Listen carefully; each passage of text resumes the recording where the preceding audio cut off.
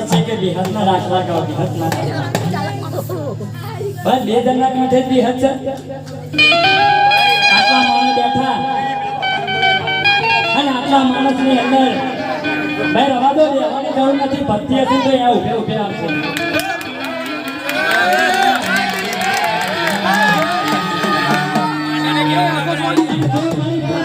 દેવી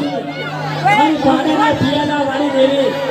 અને એક બીજો પિયાલો પીધો હોય અને તમારા બાપ દાદાએ બિહારનો ઉનાળ માંડ્યું હોય અને એ પિયાલાનો વ્યવહાર તો તમે છો